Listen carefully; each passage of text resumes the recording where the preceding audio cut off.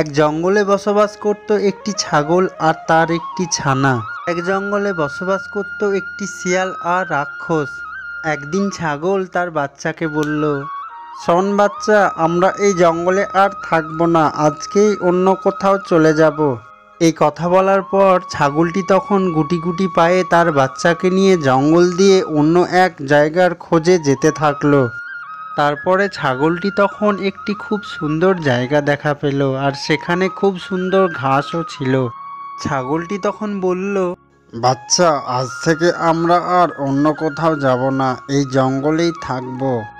তখন ছাগলের এই কথা শুনে গাছের ভেতর থেকে হঠাৎ করে একটি রাক্ষস বেরিয়ে এসে বলল, আরে ছাগল বন্ধু, তোমার কথা শুনে খুবই ভালো লাগলো। আমিও তো এই গাছের গোড়ায় একাই থাকি, তাই তোমাদের যদি পাই খুব ভালো লাগবে আমার একই সাথে থাকতে।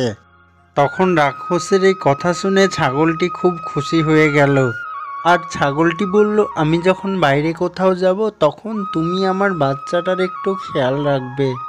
এই কথা বলার পর ছাগলটি তখন চলে এলো অন্য এক জঙ্গলে ঘাস খাবার জন্য।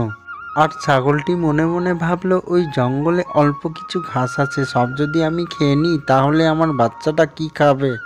এদিকে রাক্ষস বাচ্চাটিকে নিয়ে দাঁড়িয়েছিল। তার কিছুক্ষণ পর তার সামনে একটি শিয়াল চলে এলো।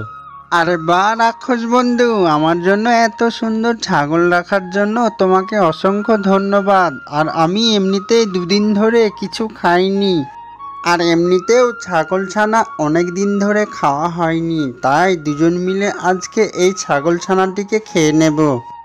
ঠিক আছে শিয়াল পণ্ডিত, দেরি না করে ছাগলটিকে তুমি নিজেই খেয়ে নাও, তা না হলে ওর মা চলে আসবে আর আমাদেরকে এখান থেকে তাড়াতাড়ি চলে যেতে হবে।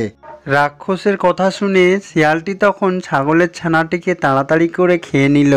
রাক্ষস বন্ধু, এত কচি ছাগলের মাংস খেয়ে মনটা আমার শান্তি হয়ে গেল।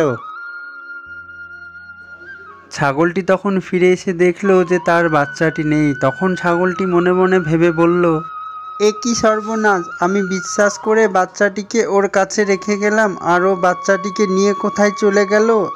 তাই এখন দুনিয়ায় কাউকেই বিশ্বাস করা যাবে না, বিশ্বাস করলে ক্ষতি ছাড়া লাভ হবে না। বন্ধুরা, ভিডিওটা দেখে এটা বোঝা গেল যে ভরসা ও বিশ্বাস অনেক জেনে শুনে করতে হয়, তা না হলে অনেক বড় ক্ষতি হয়ে যায়। প্লিজ বন্ধুরা, ভিডিওটি ভালো লাগলে ভিডিওতে একটি লাইক দিয়ে চ্যানেলটিকে সাবস্ক্রাইব করে দিও। ধন্যবাদ।